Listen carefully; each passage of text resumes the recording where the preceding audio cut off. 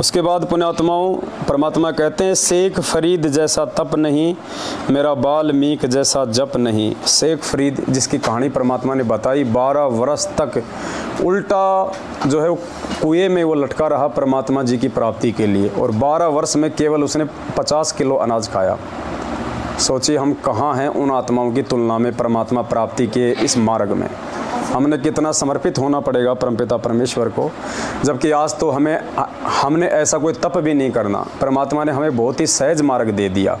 परमात्मा कहते हैं, नाम उठत नाम बैठत नाम सोवत जाग बे, नाम खाते नाम पीते नाम सेती लाग बे। हम अपना काम धाम करते करते भी परमात्मा की भक्ति कर सकते हैं। ऐसा समय दे दिया हमें परमात्मा ने। चलते फिरते कर सकते हैं, यात्रा के समय कर सकते हैं, रोटी बनाते समय कर सकते हैं, ऑफिस में बैठ के हम कर सकते हैं। उसके बाद भी पुण्यात्माओं परमात्मा के वचन अनुसार परमात्मा कहते हैं कि 4 पहर धंधे गया, 3 पहर गया सोए, 1 पहर हरि नाम बिना तेरी मुक्ति कहाँ से आए। 1 पहर यानी 3 घंटा। हम 3 घंटे भी परमात्मा के सही तरीके से भक्ति नहीं कर पा रहे हैं। इतना तो हमें कम से कम हमें समय निकालना ही पड़ेगा परमात्मा की भक्ति के लिए। और 3 घंटे की भक्ति परमात्मा ने बताई कि 1.5 घंटा तो तुम्हारा परमात्मा की मतलब ये आरती समझ लो। देखो उसमें भी परमात्मा ने हमें कितना आसान कर दिया कि 3 घंटे तुम्हें केवल नाम ही नहीं जपना है। 1.5 घंटे परमात्मा ने हमें आरती दी है, सुबह की आरती, दोपहर की आरती, शाम की आरती, तकरीबन 1.5 घंटा हो जाता है। उसके बाद परमात्मा ने बताया कि आधा घंटा तुम्हारा प्रथम नाम का सुमरण, और उसके बाद में 1 घंटा भी अगर तुम सतनाम का सुमरण कर लोगे तो भी परमात्मा इस कलयुग की पिछली पीढ़ी में तुम्हारा उद्धार कर देगा। लेकिन आज हम इतने शाणे हो चुके हैं, आज हम अपने काम धंधे में हम इतने बिजी हो चुके हैं, वो 3 घंटे का समय भी निकालना आप और हम आत्माओं के लिए जो है वो दूभर हो रहा है। लेकिन पुण्यात्माओं वो समय लाने के लिए ही आज परमात्मा जो है ये संघर्ष कर रहे हैं। आज परमात्मा इतने मुश्किल भरे काम कर रहे हैं वो परमात्मा हम आत्माओं के लिए, ताकि इस कलयुग में जो है मिनी सतयुग आ सके, सारी पृथ्वी पे इस परमात्मा का एक ज्ञान फैले, सभी आत्मा उनकी भक्ति को स्वीकार करें, कोई भी जो है इस भक्ति के विरोध में ना हो, हर जगह परमात्मा के बच्चे दिखाई दें, हर जगह जो है प्यार हो, प्रेम हो, सौहार्द हो, भाईचारा हो आपस में। ये काला बाजारी, रिश्वतखोरी, भ्रष्टाचारी परमात्मा सारी की सारी जो है ये नष्ट करवा देंगे, ये बंद करवा देंगे। तो पुण्यात्मा वो समय लाने के लिए आज हमारे गुरुदेव संघर्ष कर रहे हैं। तो आज आप और हम सभी आत्माओं का ये परम कर्तव्य बनता है कि हम परमेश्वर के उस अज्ञान और पाखंड को जड़ से मिटाने वाले संघर्ष में हम उनका सहयोग करें। और ये संघर्ष पुण्यात्माओं हमने अपने अपने क्षेत्र में करना है, हमने अपने अपने जो है घरों में करना है, हमने अपने रिश्तेदारों के बीच में करना है। तो तब कहीं जाके हम सही मायने में हम इस परमात्मा के साथी हम कहलाएंगे। तो मालिक कहते हैं, शेख फरीद जैसा तप नहीं, मेरा वाल्मीकि जैसा जप नहीं। वाल्मीकि जैसा हम लोग जप नहीं कर सकते। तो जाप करते करते इतना मस्त हो जाता था, वो इतना मदमस्त हो जाता था, उसको ये भी नहीं पता चलता कि मैं राम राम बोल रहा हूँ या फिर मैं मरा मरा बोल रहा हूँ। तो हम वाल्मीकि जैसे हम लोग मतलब जपी भी नहीं हो सकते। मंसूर जैसी अनल हक नहीं, जिसने टुकड़े शरीर कराया है। मंसूर जी की कथा परमात्मा ने कितनी बार बताई है। पहले वो परमात्मा की भक्ति पे नहीं लग रहा था, अपनी बहन के ऊपर वो शक करता था, भक्ति नहीं करने देता था। और जब उसको परमात्मा का ज्ञान समझ में आया तो परमात्मा पे इतना कुर्बान हो गया कि समय आने पे उसने परमेश्वर और भक्ति की लाज रखने के लिए गुरु वचन पे वो इतना कुर्बान हो गया। भाई जो गुरु वचन पे डट गए, कट गए फंद 84 के, उसने शरीर के टुकड़े टुकड़े करवा दिए। लेकिन परमेश्वर ने उसको जो अनहलक नाम दिया था, उसने नाम नहीं छोड़ा उसने। और आज हम क्या कर रहे हैं, किसी का पति 2 मिनट नाराज हो जाता है, किसी की सासू नाराज होती है, किसी का भाई नाराज हो जाता है, भक्ति छोड़ देते हैं कि घर वाले भक्ति नहीं करने देते। वो मंसूर भी तो भक्ति करता था, उसके तो पूरा समाज जो है उसके विरुद्ध में था। एक दिन उसका हाथ काटा, दूसरे दिन उसका ये हाथ काटा, उसका एक एक अंग काटा गया, फिर भी उसने परमात्मा का नाम नहीं छोड़ा। और पुण्यात्मा वो मंसूर भी पार नहीं हुआ, वो भी इस समय पार होगा, इस समय लाएगा परमात्मा। और आप और हम पुण्यात्मा सहज में परमात्मा मिल गया। हम अहमियत नहीं समझ पा रहे इस परमात्मा की। जिस दिन अहमियत समझ में आ जाएगी, शायद उस समय परमात्मा हमारे हाथ से निकल जाएगा, फिर कोई फ़ायदा नहीं। तो सौभाग्यशाली और पुण्यकर्मी आत्मा वो होंगी जो समय रहते इस परमेश्वर को जान जाएंगी, पहचान जाएंगी। तो ये साथ संगत से जुड़े हुए भाई बहन हैं जो आज परमात्मा को जान चुके हैं, पहचान चुके हैं, तन मन धन से परमात्मा के प्रति वो समर्पित हैं, किसी लोकलाज में नहीं है, किसी देखा देखी में नहीं है, ना किसी का कोई डर और भय मानते हैं, सच को सच कहते हैं, झूठ को झूठ कहते हैं, क्योंकि भगवान ने हमें यही सिखाया है कि साचा शब्द कबीर का प्रकट किया जगमाही, जैसे को तैसा कहे सो तो निंदा नाही। धुरु जैसी आस नहीं, प्रहलाद जैसा विश्वास नहीं। ध्रुव पुण्यात्माओं जंगल में बैठ के भक्ति करता था, बोला जब तक परमात्मा की प्राप्ति नहीं कर लूँगा तब तक मैं यहाँ से उठूँगा नहीं। नारद के रूप में परमात्मा आए और ध्रुव को अपना शिष्य बनाया, उनको नाम दिया। फिर मालिक कहते हैं प्रहलाद जैसा विश्वास नहीं, और मालिक कहते हैं मोह को कहाँ ढूंढे रे बंदे, मैं तो तेरे पास में, कहे कबीर सुनो भाई साधो मैं तो हूँ विश्वास में। तो प्रहलाद जितना भी विश्वास आ जाओ आप और हमको नहीं है। अगर विश्वास होता तो जेल में बैठे हुए उस जिंदा कबीर को छोड़ के और इन फर्जी आश्रमों में लाखों की भेड़ चाल में चल के कागज़ की फ़ोटो को हम कबीर मान के भोग नहीं लगाते। परमात्मा ने तो पाखंड को हमसे दूर किया है, अज्ञानता को हमसे दूर किया। शिक्षा क्यों दी भगवान ने, शास्त्र क्यों पढ़ाए परमात्मा ने? इस पाखंडवाद को दूर करने के लिए, हमसे आन उपासना को छुड़वाने के लिए। और ये लाखों की संगत मूर्खता में उसी आन उपासना में डूब रही है।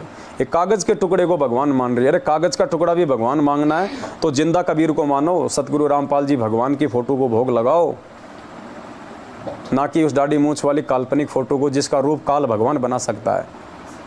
तो पुण्यात्माओं ये सौभाग्य है आप और हम सभी आत्माओं का, जो परमात्मा ने हमें सद्बुद्धि बख्शी और मालिक ने हमारे को साथ संगतियों से जो है वो जोड़ दी। ले जाएंगे नहीं, परमात्मा जाएंगे सह शरीर, गुरुजी जाएंगे सह शरीर। गुरुजी तो भेज देंगे सह शरीर, गुरुजी को भेजने में क्या, लेकिन हम भी तो उस लायक हो ना सह शरीर, हम भी तो जाने के लायक हो ना भगत जी। मालिक तो भेज देगा, भेजने में क्या दिक्कत है। और मालिक ने कहा है तो भेजेगा किसी न किसी को। तो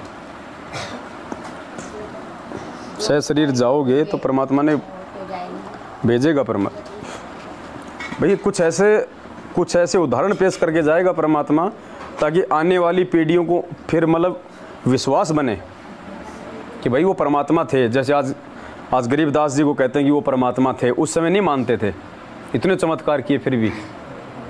तो चमत्कार तो परमात्मा करके जाएगा, आध्यात्मिक चमत्कार। तो मालिक भी कुछ भी कर सकते हैं, तो सह शरीर ले जाने में कोई दिक्कत नहीं। ले जा सकते हैं, कौन सी बड़ी बात है, लास्ट का समय है ये।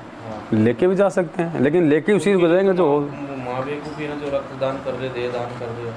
अब वो तो बेवकूफ़ी तो है ही, 7 साल से अपन तो कह रहे हैं, लेकिन उनको थोड़ी समझ में आएंगी ये बातें। भाई उसका पिंड है, उसका शरीर है, वो चाहे जो मर्जी करे इसके साथ में, समर्थ है वो तो भगत जी, क्या नहीं कर सकता। जब सुखदेव ऋषि खुद अपनी भक्ति के बलबूते पे उड़ के सतलोक जा सकता, वहाँ पे वो स्वर्ग जा सकता है, तो परमात्मा क्या नहीं कर दे। हाँ भुवन गया था, गुलाम और घोड़ा सब गए थे, युधिष्ठिर भी सह शरीर गया था। परमात्मा कुछ भी कर दे भगत जी। और विश्वामित्र ने राजा हरिश्चंद्र के दादा को नहीं भेजा था स्वर्ग में सह शरीर। जिसको सत्संग भेजे ने 5 मिनट बाद आपको भेजा था, वो पहले खाएंगे गुरुजी सह शरीर भेजा। गुरुजी तो पता नहीं, गुरुजी ने कह दिया कि परमात्मा कुछ भी कर सकता है। जो ये सोचे कि परमात्मा ये नहीं कर सकता वो बेवकूफ़ है। परमात्मा कुछ भी कर सकता है। अभी तक जो सत्संग में सुनते आ रहे थे कि गुरुजी बताते थे कि जब शरीर छूटेगा तो ऐसा लगेगा कोई ये बोलने आया कि सत्संग हो रहा है और वहाँ चल रहा है। तो उसी में हर प्रकार से जो बातें परमात्मा ने बोली हर बात होगी, हर भगत के अनुसार होगा वो। देखो जिस आत्मा को परमात्मा ने पार करना होगा ना, सतलोक ले जाना होगा, उसको भगत जी कमलों में चक्कर काटने की जरूरत नहीं है। उन आत्माओं को त्रिकुटी पे जाने की जरूरत नहीं है, उनको काल के दरबार में जाने की जरूरत नहीं है। वो डायरेक्ट तुम कर दो पल में पार हो जा राजा तेरी। ये तो परमात्मा ने एक एग्जाम्पल कोड किए हैं कि जैसे गरीबदास जी के रूप में वहाँ गए, वहाँ पे देखा, मतलब हमें विश्वास दिलाने के लिए कि ऐसे कोई धर्मराज भी है, वहाँ पे अकाउंट भी होता है, ब्रह्मा विष्णु महेश भी हैं। जब ये महापुरुष वहाँ जाके आए हैं, हमें जाने की जरूरत नहीं है भगत जी। काल को तो भनक भी नहीं पड़ेगा कि यहाँ से कोई जीवात्मा सतलोक पहुंचे। गुरु जी कहते हैं काल को तो मालूम ही नहीं पड़ेगा कि कौन से रास्ते से आत्माओं को ले जाएगा परमात्मा। ये तो परमात्मा ने ऊपर के लोगों का वर्णन दिखाने के लिए कि ताकि तुम्हें अविश्वास ना हो कि ऊपर कुछ नहीं है। वो तो एग्जाम्पल दिए परमात्मा ने।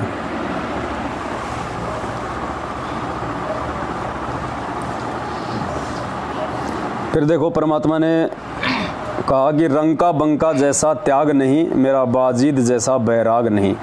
रंका बंका जैसा त्याग नहीं। अब रंका बंका की कहानी परमात्मा ने हमारे को असंख्य बार समझाई है, और आज देखो पुण्यात्माओं, रंका बंका वाली स्थिति भगत समाज की 27 साल के बाद में सात संगतियों से जुड़ के अब धीरे धीरे आ रही है।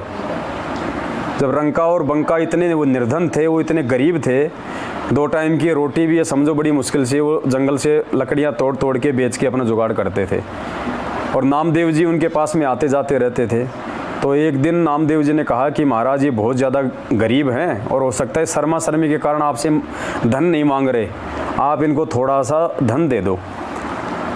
तो परमात्मा ने कहा कि वे नामदेव ये धन नहीं चाहते। नहीं जी, बोले चाहेंगे क्यों नहीं, आप इनको देव तो सही। तो परमात्मा ने तो आज एक एग्जाम्पल कोड करना था। उस समय रंका बंका दोनों जंगल में गए हुए थे लकड़ियाँ काटने के लिए, पति पत्नी वापस आ रहे थे। बंका आगे था और पता नहीं रंका था या बंकी थी, मुझे भी ध्यान नहीं है उनका। रंका बंका, रंका उसका पति का नाम था, बंका उसकी औरत का नाम था। तो रंका जो है वो आगे था और बंका जो है वो पीछे आ रही थी लकड़ियाँ लेके।